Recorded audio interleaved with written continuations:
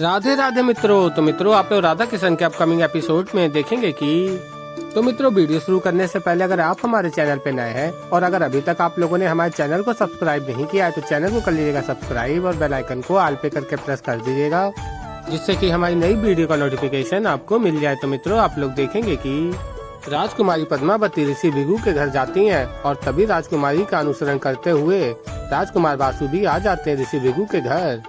और फिर श्रीनिवास कहते हैं, अरे राजकुमारी पद्मावती आप यहाँ, अरे कैसी हैं आप? मेरा अर्थ है कि आप यहाँ कैसे? और फिर राजकुमारी पद्मावती कहती है, मैंने सोचा कि विवाह के पूर्व ही यहाँ आकर सबको चौंका भी दूं और प्रसन्न भी कर दूं। और फिर मैंने ये भी सुना कि यहाँ पर एक बहुत महत्वपूर्ण यज्ञ भी हो रहा है, तो सोचा यज्ञ का पुण्य भी कमा लूंगी और वर वधू से भी मिल लूंगी। और फिर तभी श्रीनिवास स्मरण करते हैं, मैं यहाँ राजकुमारी पद्मावती और भार्गवी को एक दूसरे से दूर रखना चाहता हूँ और ये तो और निकट आते जा रहे हैं एक दूसरे के। आज अवश्य ही इस हवन में कुछ न कुछ गड़बड़ होने वाली है। और फिर राजकुमारी पद्मावती कहती हैं, क्या हुआ श्रीनिवास, तुम नहीं चाहते थे कि मैं यहाँ आऊँ? और फिर श्रीनिवास कहते हैं, मैं क्यों चाहूँगा, मेरा मतलब है कि मैं चौंक गया हूँ जैसे आप चौंकाना चाहती थी। मैं चौंक गया हूँ कि आप भार्गवी की सखी के लिए इतना कुछ कर रही हैं। वाह। और फिर तभी राजकुमार वासु कहता है, अच्छा तो ये दोनों किसी हवन के लिए आए हैं यहाँ। और कहता है, वासु अब तुम जाओ बाला, यहाँ जो भी चल रहा है मुझे स्वयं ही पता लगाना होगा। और फिर बाला कहता है, जैसी आपकी इच्छा, और चला जाता है। और फिर मित्रों आप लोग आगे देखेंगे कि श्रीनिवास कहते हैं, अद्भुत, अब तो मुझे लगता है कि प्रसन्नता दुगनी हो जाएगी। आपके राज परिवार से और भी कोई आया है, वाह वाह। और तभी राजकुमार वासु आ जाते हैं और कहते हैं, अरे बहना श्रीनिवास, तुम दोनों यहाँ, अवश्य तुम दोनों भी यहाँ हवन के लिए आए हो, है ना? और फिर राजकुमारी पद्मावती कहती हैं, अच्छा है कि तुम भी यहाँ आ गए, इसी बहाने तुम भार्गवी से भी मिल लोगे। और कहती हैं, वैसे अगर पहले ही बता दिया होता तो हम दोनों साथ ही आ जाते महल से। और फिर तभी राजकुमार वासु अत्यंत प्रसन्न होता है और कहता है, अब मुझे कैसे ज्ञात होता कि तुम भी यहाँ आने वाली हो? और फिर श्रीनिवास कहते हैं, एक राजकुमारी पद्मावती समस्या पर्याप्त नहीं थी, जो राजकुमार वासु भी आ गया। और तभी राजकुमारी कहती हैं, कुछ कहा तुमने श्रीनिवास? और फिर श्रीनिवास कहते हैं, मैं क्यों कुछ कहूँगा, मैं ये कह रहा था कि हाँ, विलम्ब होने से पहले हमें हवन में जाना चाहिए, नहीं? और फिर मित्रों आप लोग आगे देखेंगे कि भार्गवी प्रतीक्षा कर रही होती है श्रीनिवास की। कहती है, श्रीनिवास अब तक यहाँ नहीं आया, मुझे उसके साथ हवन में बैठना था। और तभी भार्गवी देखती हैं द्वार पे श्रीनिवास को और अत्यंत प्रसन्न हो जाती हैं। और आगे देखती हैं राजकुमारी पद्मावती और वासु को और चिंतित हो जाती हैं। और तभी वर पक्ष वाले खड़े होने लगते हैं राजकुमारी पद्मावती को देख के। और तभी राजकुमारी पद्मावती कहती हैं, अरे नहीं नहीं, बैठे रहिए, ऐसे हवन के बीच से उठना शुभ नहीं होता है।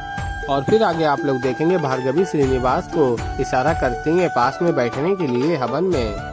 और तभी राजकुमारी पद्मावती कहती हैं, वासु ये हवन वर वधू की शुभकामनाओं के लिए है, तुम भी जाओ, जाके बैठो भार्गवी के साथ, देखो वहाँ स्थान भी है।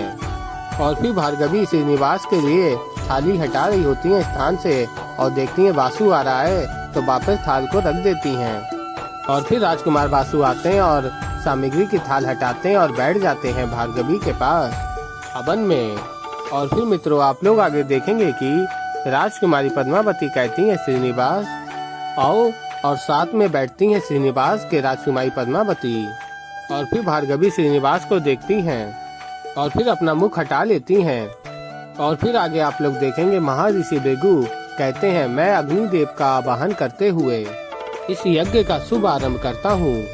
और आहुति देते हुए ऋषि भृगु बताते हैं, ये ग्रह शांति यज्ञ है, वर वधू के गुणों में या कुंडली में कोई दोष है।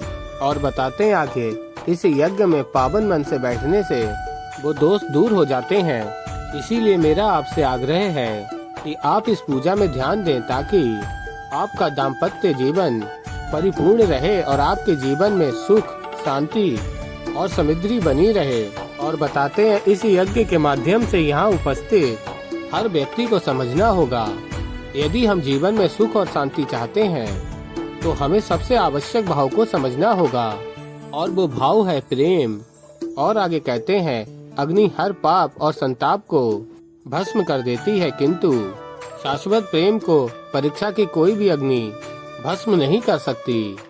और फिर मित्रों आप लोग आगे देखेंगे कि भार्गवी स्मरण करती हैं, मेरी एक ही इच्छा थी कि मैं श्रीनिवास के साथ बैठूं और वो भी पूर्ण नहीं हो पाई। और तभी श्रीनिवास समय को रोक देते हैं चुटकी बजा के।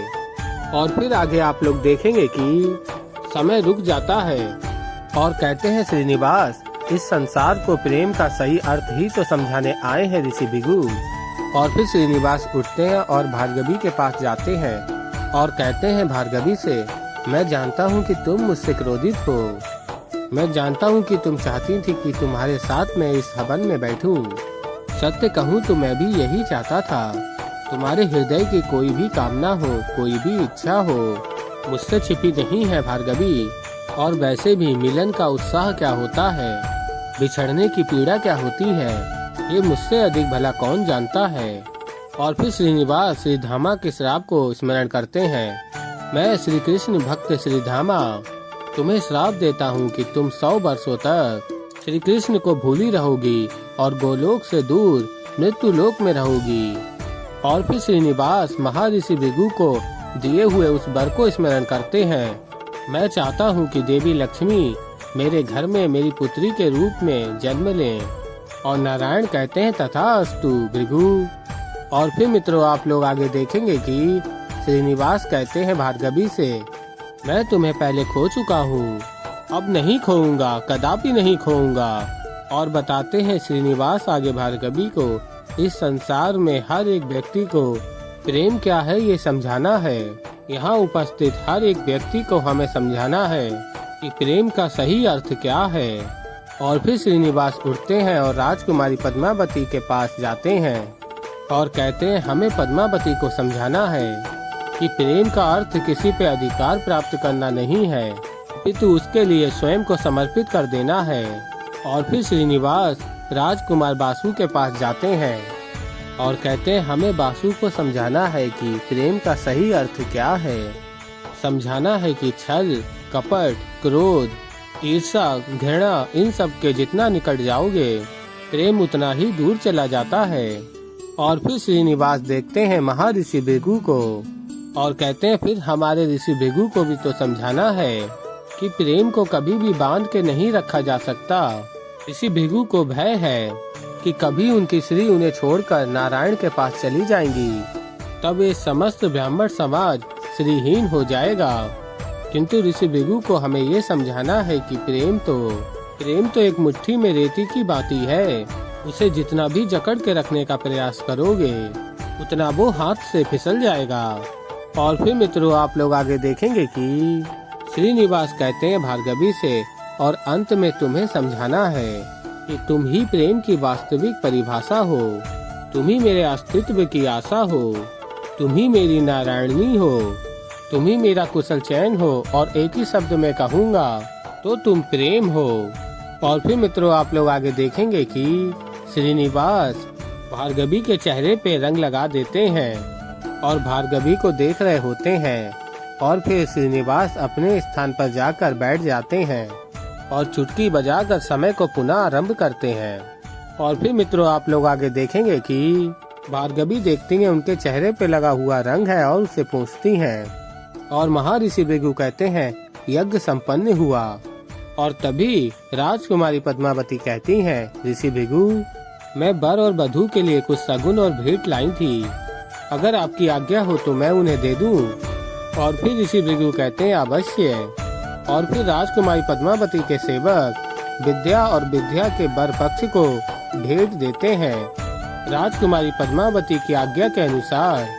और फिर कार्तिक कहता है इस स्नेह के लिए आपका बहुत बहुत धन्यवाद राजकुमारी।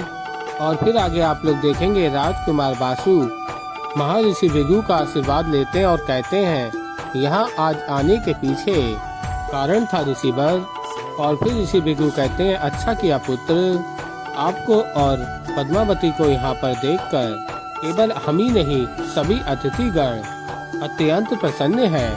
विशेषकर वर पक्ष जो शासक अपनी प्रजा के मान को बढ़ाने का प्रयत्न करता है उसका मान सम्मान स्वयं ही बढ़ जाता है। और फिर मित्रों आप लोग आगे देखेंगे कि कार्तिक कहता अपने मित्र से राजकुमारी पद्मावती और राजकुमार बासु ने यहाँ आकर इनकी नाक कटने से बचा लिया, वरना जैसी तैयारी इन्होंने की थी। और फिर आगे आप लोग देखेंगे राजकुमारी पद्मावती भार्गवी और भार्गवी की सखी विद्या के समक्ष जाती हैं। और तभी श्रीनिवास कहते हैं, अब इनकी समस्या क्या है? मैं हर संभव प्रयास कर रहा हूँ कि इन दोनों को एक दूसरे से दूर रखने का, और ये राजकुमारी बार बार वहीं जा रही हैं। और कहते हैं श्रीनिवास दूर रहिए ना, दूर। और फिर आगे आप लोग देखेंगे भार्गवी की माँ सभी वर पक्षी को चढ़ना मृत देती हैं और विद्या राजकुमारी पद्मावती को कहती है, आपका यहाँ आने का बहुत बहुत धन्यवाद, मुझे तो लगा ही नहीं था कि आप यहाँ आओगी। और फिर पद्मावती कहती है, इसीलिए तो मैं आई ताकि मैं तुम सबको प्रसन्न कर सकूं। और कहती है भार्गवी से, भार्गवी अब तुम किसी भी बात की चिंता मत करना, मैं यहाँ आती जाती रहूंगी, जब भी मेरा मन करेगा तब, या तुम सबको मेरी आवश्यकता होगी तब। और कहती है भार्गवी से राजकुमारी पद्मावती, अब तुम्हारी सखी मेरी भी तो सखी हुई, क्योंकि अब हम दोनों भी तो सखी हैं, है ना भार्गवी? तो ऐसे ही मित्रों आगे और भी बहुत कुछ देखेंगे आप लोग। तो अभी के लिए इस वीडियो में इतना ही। तो मित्रों अगर आप लोगों को हमारी वीडियो पसंद आई हो तो वीडियो को कर दीजिएगा लाइक, और अगर अभी तक आप लोगों ने हमारे चैनल को सब्सक्राइब नहीं किया तो चैनल को कर लीजिएगा सब्सक्राइब। और मैं मिलता हूँ जल्दी आप लोगों को एक नई वीडियो के साथ। तो तब तक के लिए मित्रों राधे राधे।